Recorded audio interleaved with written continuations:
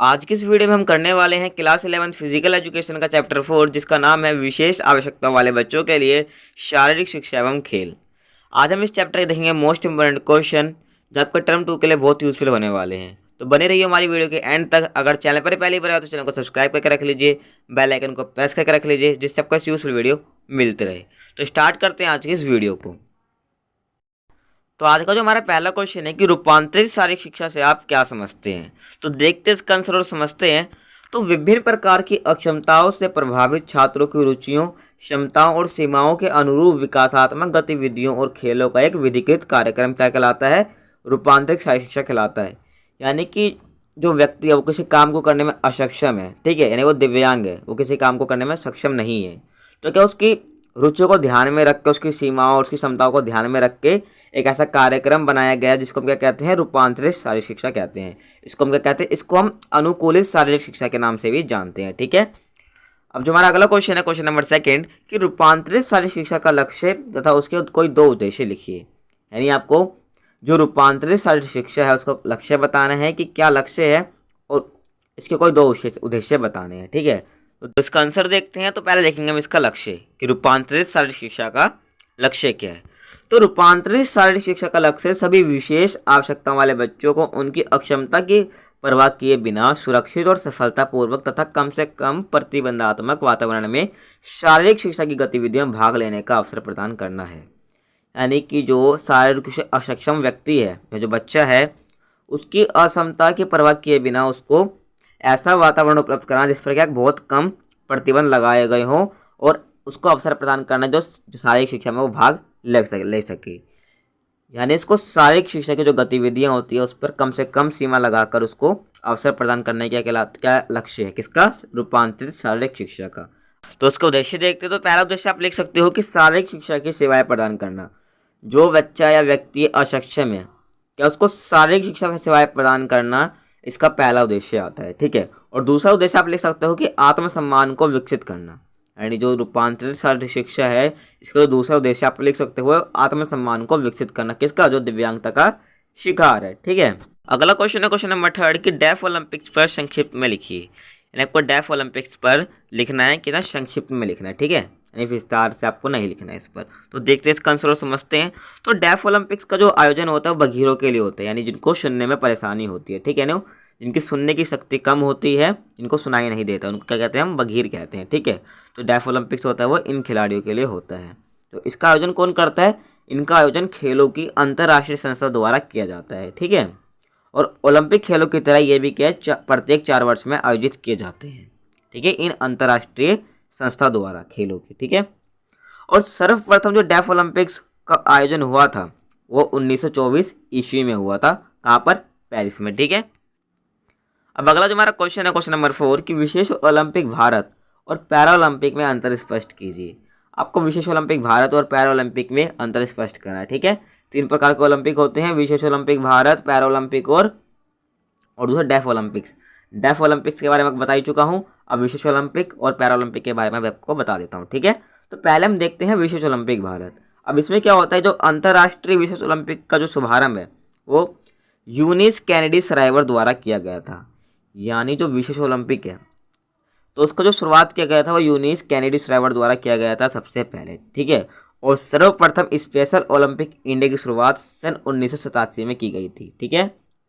जो 1987 में special Olympic India की शुरुआत की गई थी, लेकिन सन 2001 में इसका नाम बदलकर विशेष ओलंपिक भारत कर दिया गया है, ठीक है। यानी इसका जो पहले नाम था वो विशेष ओलंपिक इंडिया था 2001 से पहले, उसके बाद 2001 के बाद इसका नाम विशेष ओलंपिक भारत कर दिया गया, ठीक है। और जिसकी शुरुआत थी वो यूनिस कैनेडी सराइवर द्वारा की गई थी, किसकी? विशेष ओलंपिक की, ठीक है।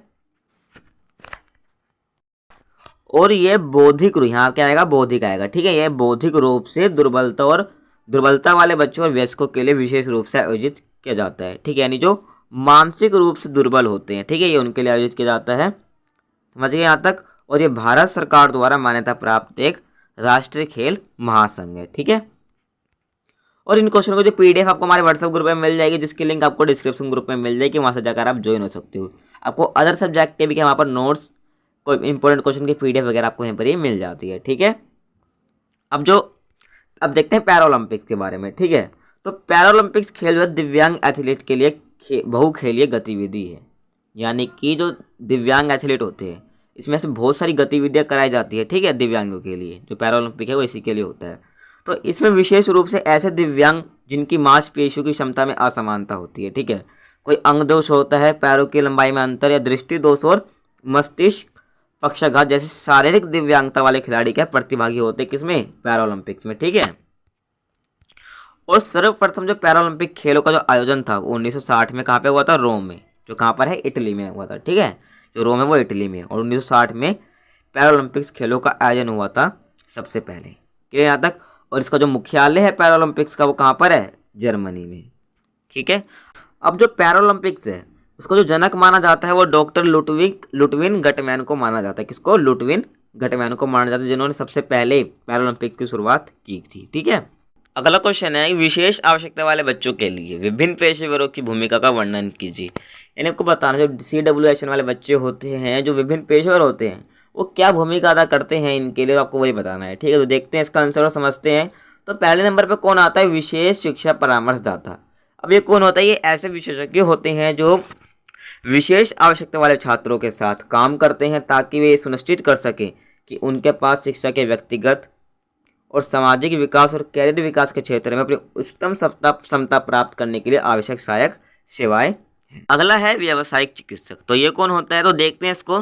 तो व्यावसायिक चिकित्सक को उन बच्चों और युवाओं का मूल्यांकन, उपचार और पुनर्वास प्रदान करने के लिए प्रशिक्षित किया जाता है जिनमें शारीरिक समन्वय और प्रसंस्करण समस्याएं हैं। यानी इन व्यावसायिक चिकित्सक को इन चीज़ के लिए प्रशिक्षित किया जाता है जिनमें शारीरिक समस्याएं हैं, क्या उनका उपचार कर सके, ठीक है। तो इनके लिए इनको प्रशिक्षित किया जाता है। क्लियर यहाँ तक। अगला है फिजियोथेरेपिस्ट। तो ये क्या करता है, तो एक फिजियोथेरेपिस्ट को संतुलन, समन्वय, बैठने, खड़े होने और चलने जैसी समस्याओं पर काबू पाने और शारीरिक चुनौतियों में मूल्यांकन और उपचार प्रदान करने के लिए प्रशिक्षित किया जाता है, ठीक है। तो जो फिजियोथेरेपिस्ट होता है, जिन बच्चों को खड़े होने, बैठने और चलने समस्याओं पर समस्या होती है तो उन पर काबू पाने के लिए जो ये फिजियोथेरेपिस्ट होता है ये उनको उपचार ढूंढता है, उनको उपचार प्रदान करता है, ठीक है। के लिए यहाँ तक इसके लिए उनको प्रशिक्षित किया जाता है, ठीक है। अगला है कि शारीरिक शिक्षा अध्यापक। जो शारीरिक शिक्षा अध्यापक होता है उसकी क्या भूमिका होती है, हम उसको देखते हैं। तो शारीरिक शिक्षा अध्यापकों से बच्चों के लिए सुरक्षित और मजेदार गतिविधियां प्रदान करने की अपेक्षा की जाती है जो कि मांसपेशियों के विकास को बढ़ावा दे और हृदय को व्यायाम प्रदान करे, ठीक है। जो शारीरिक शिक्षा अध्यापक होता है उससे ऐसी अपेक्षा की जाती है वो ऐसी गतिविधियां उपलब्ध कराए जिससे कि जो बच्चा है, जो दिव्यांग बच्चा है, वो उसको करने में मजा आए, ठीक है, जिससे कि उसकी जो मांसपेशी है उसका विकास हो सके, ठीक है। क्लियर यहाँ तक। अब अगला है हमारा स्पीच थेरेपिस्ट। तो देखते हैं इसको। तो प्रशिक्षित मेडिकल प्रोफेशनल जो बच्चों को कई तरह के मौखिक विकारों में मदद कर सकता है, यानी जिन बच्चों को बोलने में परेशानी होती है ये उनके लिए होते हैं, ठीक है। कौन, स्पीच थेरेपिस्ट, ठीक है। अब अगला है हमारा विशेष शिक्षक। तो देखते हैं इसको। तो एक विशेष शिक्षक वह होता है जो उन बच्चों और युवाओं के साथ काम करता है जिनमें गंभीर संज्ञानात्मक, भावनात्मक या शारीरिक अक्षमताएं होती हैं, ठीक है।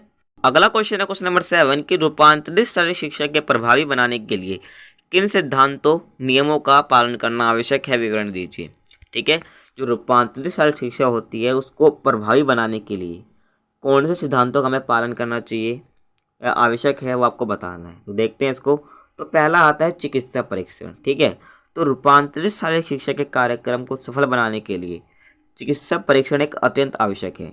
इसके बिना यह नहीं पता चलेगा कि विद्यार्थी किस प्रकार की असमर्थता का सामना कर रहा है, यानी किस प्रकार की दिव्यांगता का वो शिकार है, ठीक है।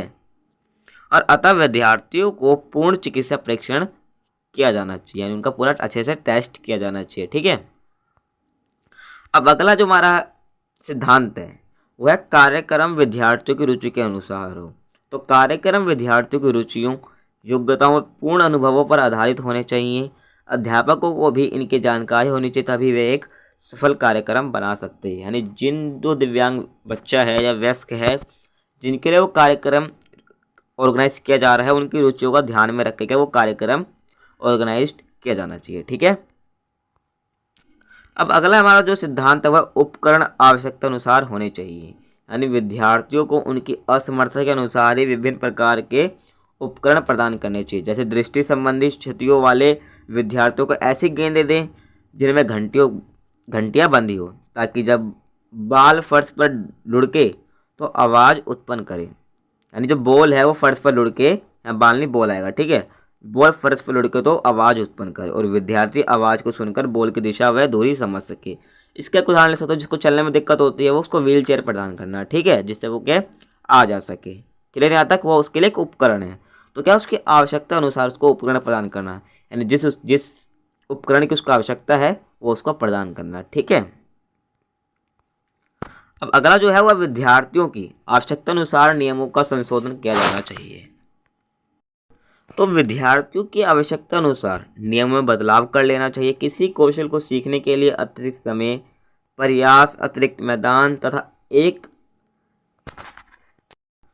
अंक के स्थान पर 2 अंक दिया जा सकता है। इस प्रकार उन्हें भी सर्वांगीण विकास करने के अवसर प्रदान दिए जा सकते हैं, ठीक है। यानी जो विद्यार्थी है, मान लो कि जो कुछ चीज़ को सीखने में किसको समय लग रहा है, तो क्या हमें जैसा नियम है जो इसकी सीमा निर्धारित की गई उसमें क्या हम परिवर्तन कर सकते हैं, संशोधन कर सकते हैं, जिससे जो विद्यार्थी उस कौशल को सीख पाए, ठीक है। कह रहे यहाँ तक, जिससे उसका सर्वांगीण विकास किया जा सके। अगला है विशेष पर्यावरण प्रदान करना चाहिए। तो देखते हैं इसको। तो बच्चों की गति क्षमताएं सीमित होने पर तो खेल क्षेत्र भी क्या सीमित करने चाहिए, और भाषा अक्षम बच्चों को खेल के बीच में आराम भी देना चाहिए, क्योंकि वे उच्चारण में अधिक समय लेते हैं, ठीक है, और इसलिए कि उनका क्षेत्र भी सीमित होना चाहिए, ठीक है, यानी इसलिए विशेष पर्यावरण प्रदान करना। तो ये वीडियो हमारे यहाँ पर समाप्त होती है। अगर वीडियो अच्छी लगी तो वीडियो को लाइक कर दीजिए, वीडियो को शेयर कर दीजिए। अगर चैनल पर पहली बार तो चैनल को सब्सक्राइब करके रख लीजिए, जिससे आपको यूजफुल वीडियो मिलती रहे। तो इस वीडियो में बस इतना ही। तो मिलते हैं आपसे अगली वीडियो में। जब तक के लिए जय हिंद, जय भारत।